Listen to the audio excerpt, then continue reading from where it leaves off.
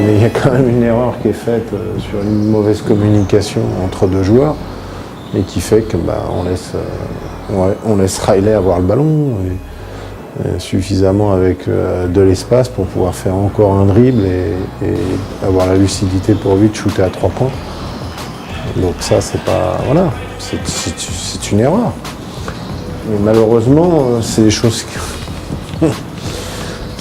qui arrivent. Voilà. Qu'est-ce que je vous dis? Il y avait moyen aussi de ne pas en arriver là. Mais ça, c'est facile dans les matchs à 1 point. Si vous ne ratez pas 2-3 paniers sous le cercle tout seul, ou vous ne donnez pas 2 ballons perdus dans les 2 dernières minutes, dont un sur interception qui coûte 2 points, on n'en serait peut-être pas à parler des 2 fautes qui n'ont pas été faites, qu'on avait à donner et qu'on n'a pas faites. Il y a Strasbourg qui arrive dès lundi, il faut qu'on ait le temps de travailler pour récupérer, pour débriefer le Dijon, parce qu'on ne peut pas se dispenser de débriefer ce match-là.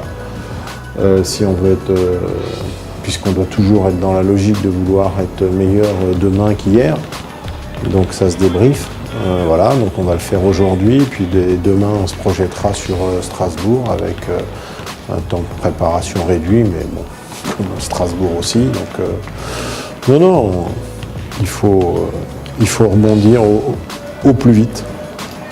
On va un peu dans l'inconnu, l'inconnu à laquelle a été confronté Milan. C'est de jouer Strasbourg sans Aginsa, et là voilà. Là donc où tout le monde, bien évidemment, pense qu'ils ne peuvent pas gagner, là ils ont gagné. Parce qu'on sait très bien en basket, dès que vous êtes... c'est toujours dangereux d'être opposé à une équipe chez qui il manque des intérieurs, des joueurs intérieurs. Et malheureusement, voilà, et je pense que Milan s'est fait avoir, parce qu'à Ginka, parce que aussi Ricardo Guerre au bout de 5 minutes se blesse.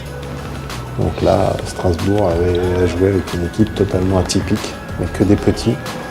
Et sur du court terme, c'est difficile de jouer des équipes qu'avec des petits. Et ça risque de nous compliquer énormément la tâche pour lundi.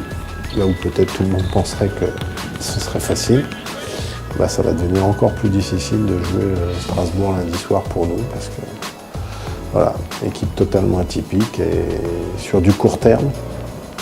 Sur du long terme, bien évidemment, que les centimètres et les kilos manquent, mais sur du court terme, pas forcément. Et ça ne me rassure pas du tout de savoir que peut-être que Strasbourg va se présenter sans Aginka, ça c'est sûr, et peut-être aussi sans Ricardo Guerre.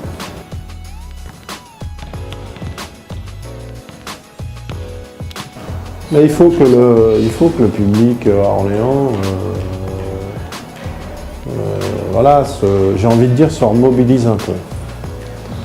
Je l'ai trouvé assez spectateur.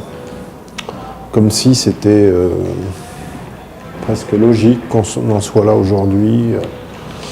Et que quand on joue une équipe comme Rouen en bas de tableau ou Antibes en bas de tableau, c'est des matchs où il n'y a quasiment pas eu d'ambiance. Alors, comme si on pouvait laisser penser que ça y est, bon bah c'est bon, ils jouent une équipe de bas de tableau, ils vont gagner les matchs, quoi. Je trouve que c'est très dangereux.